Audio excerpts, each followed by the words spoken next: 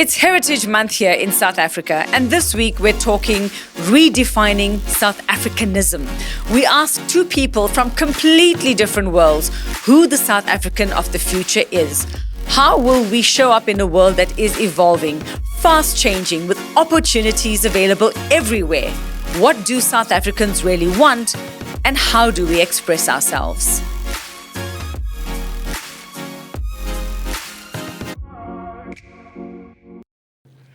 Hello, everyone. This week, we're talking about redefining South Africanism. Now, I know it sounds like a very complicated topic, but this is how we broke it down. The South African of the future.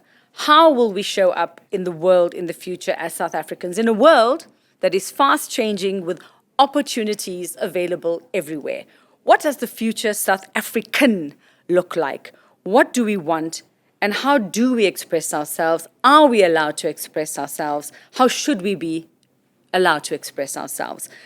And can I tell you, I've got two amazing guests today. I mean, we always have amazing guests, but these are two men from two completely different worlds within South Africa. And this, I can't wait to hear how they're going to get along and how we're going to join this conversation. So firstly, let me introduce you to, well, a man who probably needs no introduction. They both need no introduction. Rich Mnisi, fashion guru and super brand, who has partnered with other super brands and mingles with A-listers. And he's made his mark in the world of fashion way beyond South Africa. Rich Mnisi, welcome. Thank you so much. Can I just take a moment to show you what Rich has gifted me, because I am taking it home, just so you know. I just want you to see what Rich has gifted me for the shoot today. And he's got his name all over it, so the man has no shame whatsoever. No shame. Thank you so much for the beautiful dress. Thank you. You know that I didn't eat for 2 days because I was worried that I might not fit into it. So, so here I am. And then, of course, Chrispin Phiri, the other man who needs no introduction because he's all over. It's his job to deal with the hard stuff, the spokesperson for the Minister of Justice. And I have to say that I was completely taken aback when I saw Chrispin, because I'm like, you could be young enough to be my son. But Chrispin, welcome. You could have brought me some bling to go with Richard's dress, but we'll forgive you. It's okay. You can always send it to me via OPPO. Okay, you can always do that. Guys, welcome. And thank you so much for joining me today.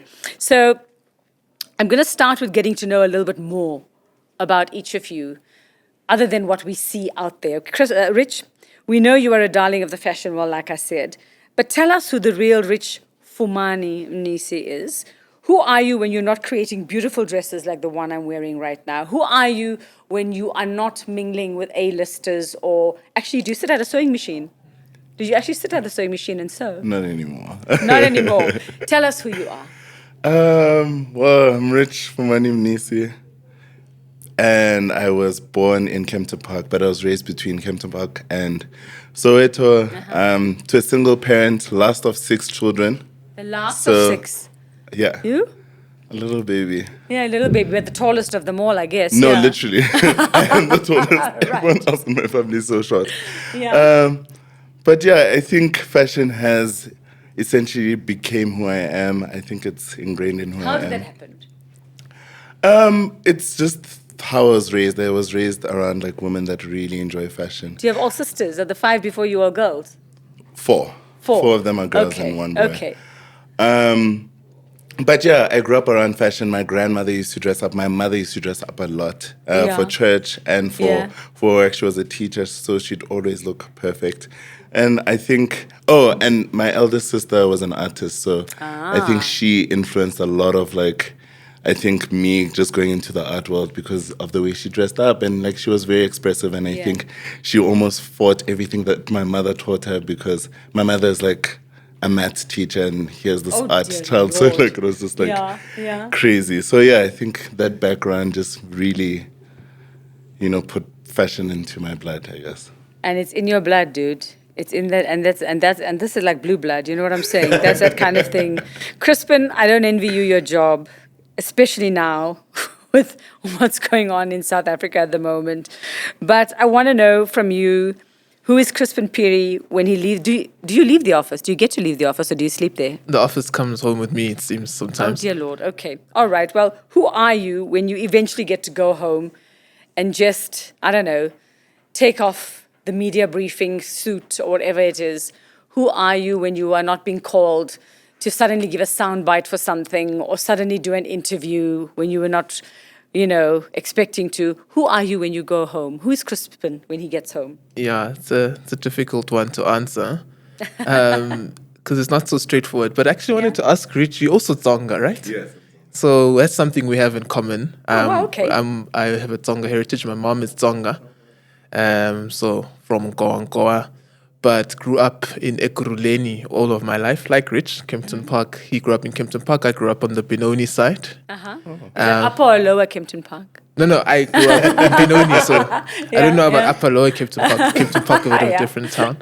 Yeah, and also for a long time raised by a single parent, and then eventually my father did come back into my life at a very critical point, and so I was lucky at least that my father did come back, and then passed on, unfortunately. So yeah, have a single mom story as well. Yeah. And since it's Heritage Month, I think and we come from Women's Month, so shout out to all women, but also shout out to Tsonga people. I think in Heritage Month, we often celebrate a lot of South Africans, but Tsonga is always a bit on the side, and we're very influential. Okay, well, I'm glad that there were going to be no fights and all of that between the two of you, that you're on the same side there. Right. And are you also, are you a single child? Are you one of many? I'm a middle child. I'm a middle child. Well, it's so hard for us. Nobody understands. Yeah. Eh? The firstborn and the lastborn. It's so hard. They don't get us. Yeah. So I'm a middle child. And studied law. Okay, so that explains how you got to it. Studied law. Was this your aim? Is this where you wanted to be? I've always wanted to be in a room where decisions are made about critical things in the country. So in a sense, I'm there. Yeah.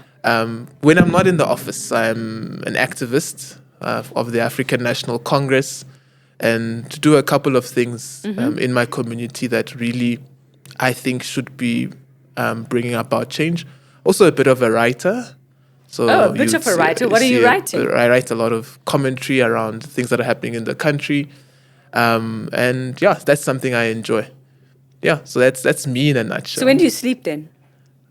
Sometimes in the night. Sometimes in the night. At some point. Yeah. The hands over the keyboard, and then you suddenly like drooling all over the keyboard when you wake up. That's how it is. Well, guys, it's wonderful getting to know you. I mean, it's amazing what you don't know about people, and I'm glad that you've shared so much about yourselves as well, about how you were raised and who you are.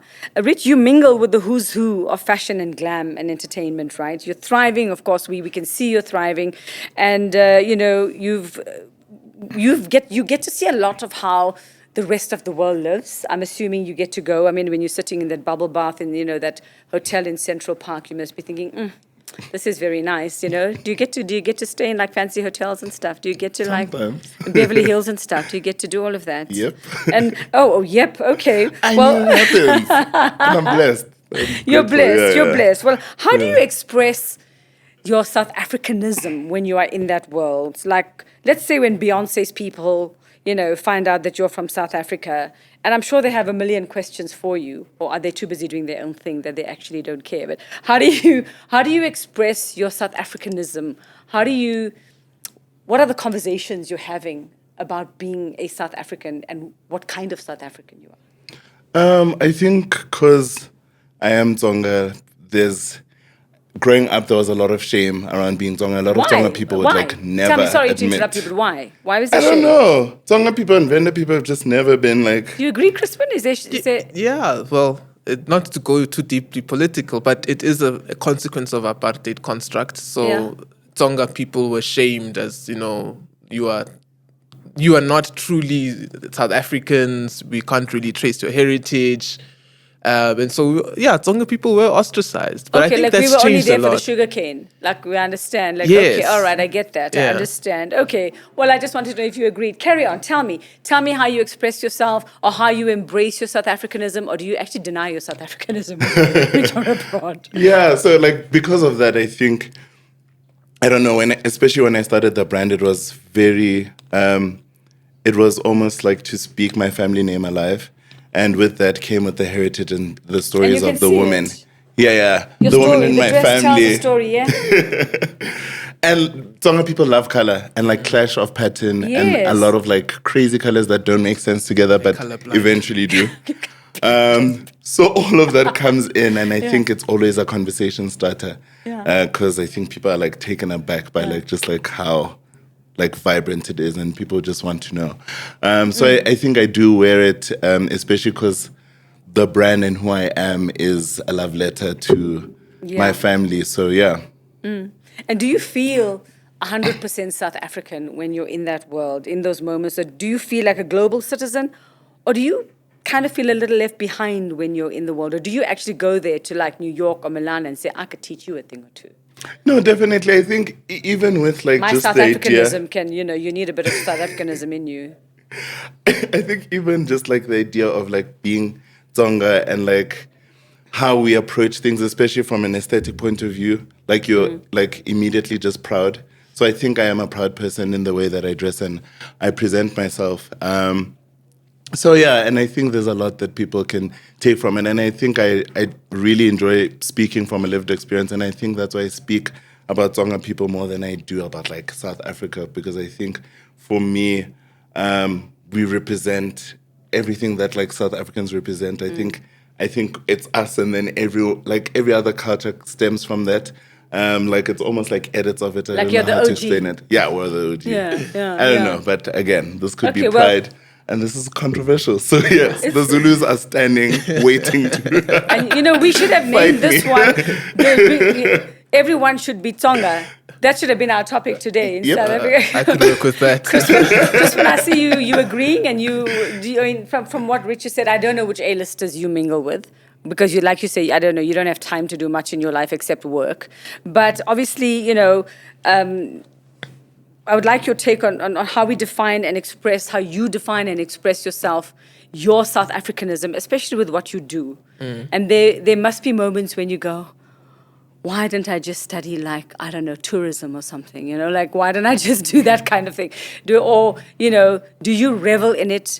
Is there sometimes a bit of, dear Lord, this is going on in the country and I have to deal with this, and there's so much negativity sometimes, there's so much criticism.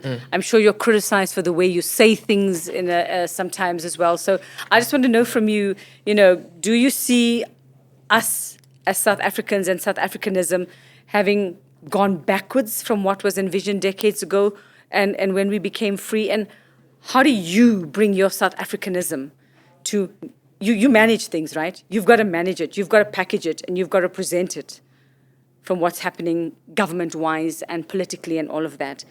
And what does that do to you and your South Africanism and just the conversation we've had before this in the past couple of minutes? Yeah. So I also get to mingle with the likes of Rich Mnisi Oh, every do once you? in a while. Because you both mingle with A-listers and, you both seem to be living in a same kind of world at some point, I'm going to be taking numbers. The next trip, you better invite me. Cool. Or I'm just going to say bad things about you on social media. Right. You So wouldn't- tell me. You wouldn't be the first. So yeah. You. Rich and Hey, I that baby actually, face, you fool everyone. Yeah. Rich and I actually met in France, I think it was, earlier this year. Ooh la la. We were in France representing the Republic on something else, and he was also representing the country at Paris Fashion Week. Yeah. Okay. And so, so our worlds do collide every so often. I think I want to say South Africa is a jewel of the world, and we don't realize it sometimes. Have we lost our shine a bit, you think? We definitely haven't lost our shine. If you look at brands or even genres such as Amapiano, it's taking the world by storm. It's Yeah. a multi-billion-dollar industry started in South Africa, exclusively South African. You look at the likes of Tebe Makuku, Rich Mnisi, Yeah, Black Coffee. Pretty Yende. They're taking the world by storm. Those are South Africans defining their South Africanness. Pretty Yende comes from a town, I don't know the new name, I must remember it, but it was called Piet Retief back in the day. Oh, yeah, yeah. And she's now on the world stage. I mean, someone from Piet Retief in a small town singing opera, unimaginable. But there she is, Absolutely. taking the world by storm. You look at the Springboks. They represent South Africa, South Africanness, There's the braai aspect to Yeah. them. There's the finesse in the way they as play we're the recording game. today, every parent had to spend the whole week trying to find a shirt for their kid to wear today to school. So Absolutely. yeah, so that's South Africa. But then there's also the other South Africa, the load shedding, the car guard, manning the robots, or the traffic lights, if you like. And so this is South Africa. There are things that we get absolutely right, and we are world champions. And when we do get it right, you have Rich Mnisi, you have Pretty Nyende, you have people that Chrispin just Phiri. take the world by storm. Mark Shuttleworth, Trevor Noah. Do we talk about that guy on Twitter and X or whatever? We don't. We don't Not that Pretoria. Okay. And so that is South Africa. I think we are still defining what South Africanness is, because we come from a society that is, deeply divided historically over a period of 400 years. Whether we can undo it like that in 30 years is an ongoing debate.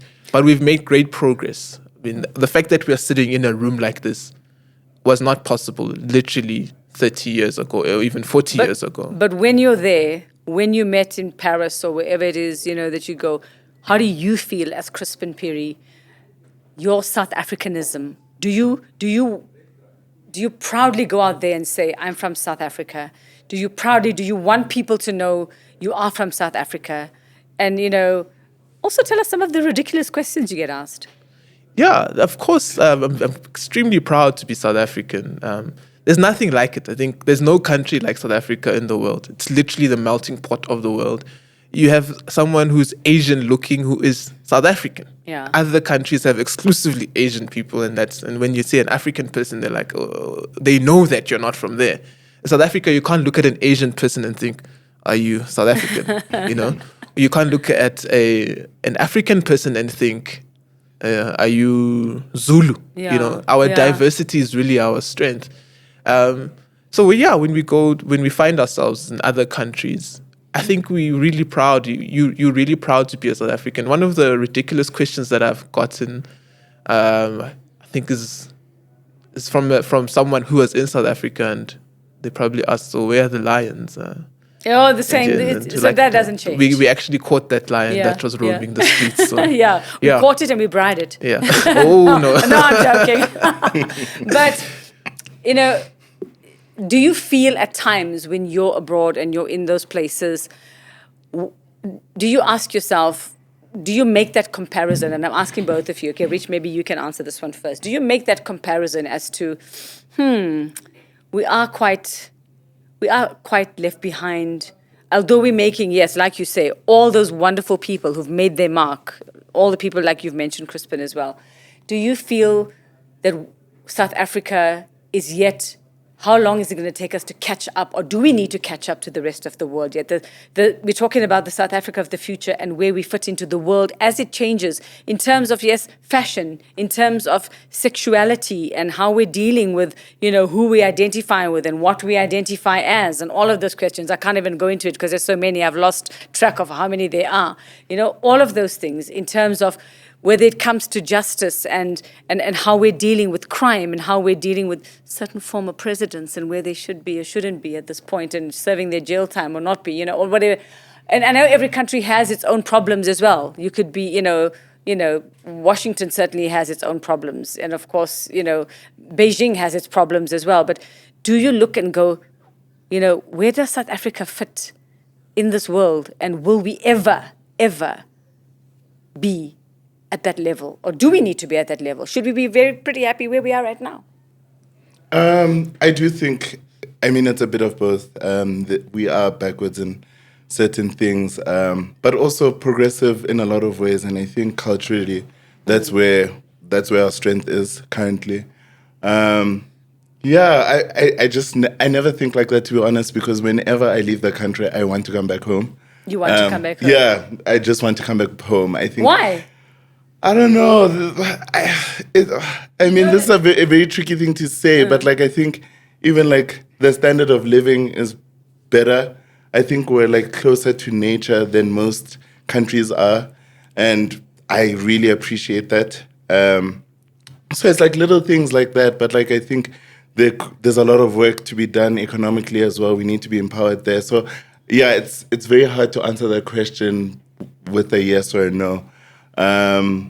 But where do you see us fitting into the world? Where do you see us fitting in? Because you travel the world. Mm-hmm. So when you're there, and like I say, when you're sitting in your having, I don't know, your mocktail on the balcony overlooking Central Park or whatever it is, you know, do you make a comparison? Do you go, or do you say we have lovely views in South Africa? Who needs this? You know, we're looking at where we fit into the future of this world that is so fast changing outside our borders that we can't. It's evolving a lot and very quickly.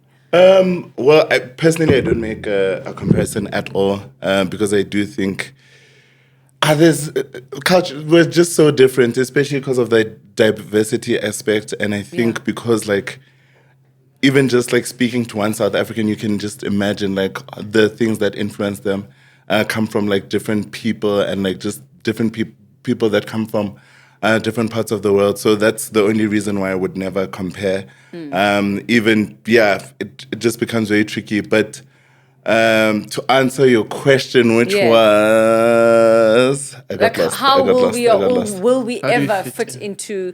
Do you feel that we have catching up to do in terms of the rest of the world where it is in terms of like everything that we mentioned? We spoke about whether it's fashion, sexuality, justice. I do think we're catching up. Corruption, politics, all of that. Yeah, I do think we're catching up if we haven't surpassed some elements. Do you think we'll get there and we'll be able to someday be at those levels? Definitely. I think it's, you know, the most beautiful thing about South Africans is that we can do things ourselves.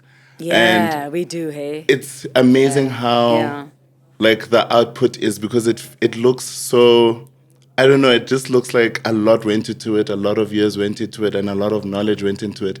But it's just someone following the instinct. And I think that's the most beautiful part about South Africans. And I think if people are given more opportunities, that's when you'll start seeing that like we don't really need to compare ourselves with anyone, or we just need to do things the way we want to do them and do them right, and just be aware of the fact that we're doing this for the bigger picture, and that's to empower South Africans and to create jobs. And because even with us, you know, we had the choice, do we produce abroad or do we produce in South Africa? And, you know, for me, I'm like a staunch South African. I look at the women in my life, I look at my aunts, I look at the people that work with us, and I can't turn my back towards them and, you know, just focus on myself and like just become Rich Mnisi, because I can. Like I can move on and just produce abroad. It will be much easier. So you're going to live here forever? The brand would grow much quicker, but no, okay, definitely. So you're going to send me more dresses? Yes. Okay, fine, that's fine, because couriering from where is going to be very, very expensive.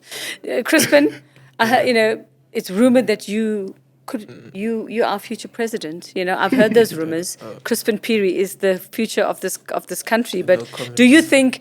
No, I'm calling it. I've been called a witch. Oh. Things I say come true. So be careful what you wish for. I don't know if you want to be. We'll talk after this. It doesn't sound like it's the easiest job in the world. But do you think South Africanism is defined by our leaders?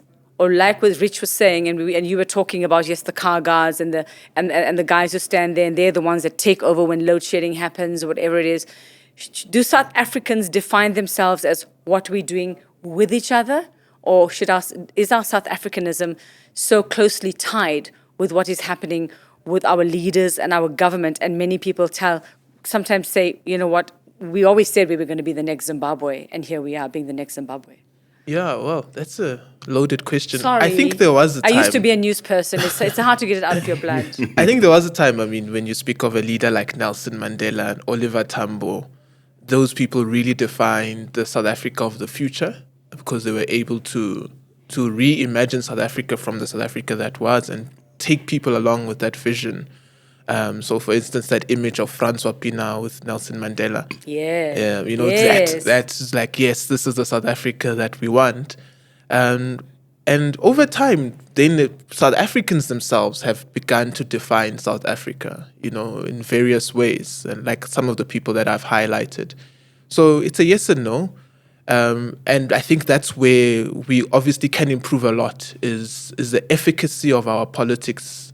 I think it's always debatable how the impact that it has been, particularly over the past, say, 10 years of South Africa's democratic dispensation. Did you say certain or Satan? So 10 years. Oh, it sounded like Satan there for a second. Sorry, do go on. Yeah. So we need to really revisit that period and see what could have improved and what should not have been done. And I think that process is ongoing. But why is it South Africans feel it's so slow? Should we be faster? It's all of South Africa's because we're talking job. about catching up with the rest of the world. There is no, and that's where I want to come. There is no catching up. South Africa is in the world. We are one of the most sophisticated countries in the world. You go to any country, and you see parts of South Africa, or even you start wondering, we've solved this problem 10 years ago. Okay. Why are you still grappling with it? For instance, the question of the death penalty. South Africa, from a law perspective, is one of the most advanced countries when it comes to human rights. The question of the LGBTI community, South Africa does have elements of people being xenophobic, but it's not an active government policy, or it's not even condoned across all communities. In fact, it's something that is really growing as being more inclusive as a society. So South Africa is an incredibly inclusive society, even on religious grounds. You go to some countries and you still see them debating whether people should wear burqa in public. In South Africa, it's hardly a big deal. In fact, we don't even notice it as a problem. In other countries, you get stopped sitting at the airport if you're wearing a burqa, and you'll get questioned left, right, and center. And these are the most sophisticated Western powers that we speak of. South Africa, not a big deal. You've really clicked something in my mind by saying that, not just that issue that we have advanced in so many ways, that we should be proud of our South Africanism. Despite, yes, of course, what's happening in the upper echelons of everything and whatever happens, can you tell us? Okay, I won't put you on the spot about what happens behind the scenes and in the president's office, but for instance, like in your future office. South Africa has the first, we have many first female deputy chief justice. Yes. Other countries with 400 years of democracy still don't have although I think they only got black jurists on the bench a couple of years ago. Yeah. So we are very advanced. We are the leaders in many, many respects, but there are many areas of improvement. For example, we need more infrastructure to be able to connect the various different parts of South Africa. But also, South Africa is a really big country compared to other European countries. But really, going to other countries and then being there, you really do want to come back home, because there's nothing like South Africa. The quality of life, as Rich has said, in South Africa is quite good. I know I have a lot of expats who think, you know what, over this, I'm going back to South Africa. Yeah, it's time to go home. Yeah. I mean, where else are you going to be able to, go to Wandies and get what you get there, and then you go down the road and get a bunny chow, and then you can also get like Greek food here, and you can get this, and it's good food, and it's tasty food, and you know what I mean? And it's organic. I mean, it's organic as well, and I mean, if you've eaten in London, and the blandest bloody lamb I've ever had in my life, you know what I'm saying? So like, you're right, we don't need to catch up. There are aspects that we need to catch up in. I think, I was also one of those people, but I love my country as well. And I'm South African. People look at me and go, "Where do you come from?" Like I did an event, and somebody what are you? Are you Greek? Are you this? Because they couldn't quite tell. And I said, "No, I'm South African. And I'm Indian, South African Indian." Yeah. And they were very, very surprised. And people want to know, people from India who you connect with want to know about, do we follow this and do we follow that? And the thing is, I am proudly South African as well. South Africanism, for me, is everything that we spoke about here today. And I want to just quickly ask you speak about being the middle child. You speak about being the youngest of 6. You speak about your aunts, and you speak about your mom and your dad who came back into your life. Your conversations with ordinary South Africans. We're not talking the A-listers now. We're talking like ordinary South Africans, like the car guard that you might meet, the person that you meet when you are shopping. When you have those conversations, what are they telling you? What do they want? When you're sitting around the braai with your ordinary friends who have ordinary jobs, okay? Ordinary, the ordinary ones have ordinary jobs, simple jobs, the ones that sleep. What are they telling you? What do they want, other than electricity, of course? What do they want, Chrispin? They want a South Africa that functions better. They want a South Africa that is more inclusive. And I think that's where we have a lot of work to do as a country. You still go to corporate, and corporate is not as diverse as the whole of South Africa. So you'll struggle to find women in really top influential positions. It's a sprinkling. They are there and they're incredible trailblazers, but it's not a norm. Yeah. And those are the type of things that we should make norms. But yeah, people are happy about South Africa generally. South Africans are very... South Africa is has an ingenuity surplus. If you look at the level of creativity in South Africa, we're able to make a joke out of literally anything. We can, hey? Literally anything. We can. So South Africans are a special load of people. And you think that is uniquely South African. That's how South Africanism, that we can take a crisis and you look on, X that it's called now, or Instagram, or if you're on TikTok. I'm not a TikTok person. But if you're there and it's like, we can just take something that can be devastating. But I mean, we can create those memes like that. It happens like that. And then we can laugh at ourselves. We have that ability to laugh at ourselves. Yes. Like I think it's uniquely South African. South African. Do you agree, Rich? No, definitely. Yeah. It is very South African. I think we're just light people. We're just very positive people. I think without like just this thing, I think South Africans are generally just hungry. And I think that's like where... literally hungry. Yeah. Yes, literally hungry. And I guess, yes. Hungry for more opportunities and to express themselves. And I think that's when, that's why people express themselves. Like, whenever there's a crisis, people just like either go to like a place where like they create comedy or something, because I think they're just hungry for more and just hungry to express themselves and hungry to be heard as well. Yeah. And are we seizing our opportunities to really... Hey? I see what you did there. You saw what I did there? Our opportunities. Do you both feel that we are seizing our opportunities to actually do it for themselves? You know, they say sisters are doing it for themselves. For South Africans to do it for themselves, Chrispin? Yes and no. So there are examples of people who have seized opportunities. Thanks for that. But I think in other respects, I think there's an over-reliance on the government must and the government should. And I think we need more active citizens to trailblaze and show the way. And yeah, I think that's the difference. So it's a yes and no. We have examples of people seizing the moment. But South Africa, of course, there was this brand that once went by. South Africa is alive with possibilities. Yes. And indeed, I think that's something that we should never forget about this great country. And it's uniquely South African. And Rich, I mean, you created your own opportunity. You took the moment, you took your talent, you took your gift, you took the influences around you, and you made it happen. Yeah, but that's the beautiful thing about social media. I mean, like, people are exposed to more, and people are exposed to like the journey as well.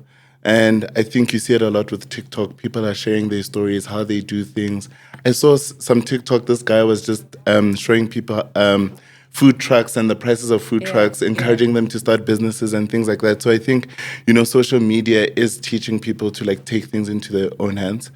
And yeah, that's why I just, social media is always tricky because, there can be an X where it's just like chaos. Yeah. And then there can be a TikTok as well where people just encourage each other to work. And even like now I can see on TikTok, like there's a pivot from like, oh, let's all become influencers to like, let's all do real things, let's find our purpose and like, let's work towards it and let's create a community. People are creating little communities on social. And I think being in a South Africanism for me, I find we're not selfish people.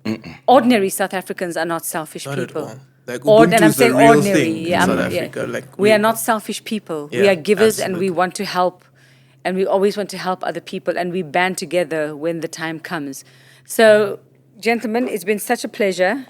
And Chrispin, if you decide that you're going to turn down the job of president and you're going to open a tiki bar on the beach in Durban somewhere, I'm ready to come do the bunny chows, okay? Thank you. All right, so everyone needs that I Indian cook very auntie. well. Everyone needs it. I'm like, hello, excuse me, just because I said you're young enough to be my son, you can't call me auntie, right? Everyone needs that You Indian can call me babe. UV, but not Auntie UV.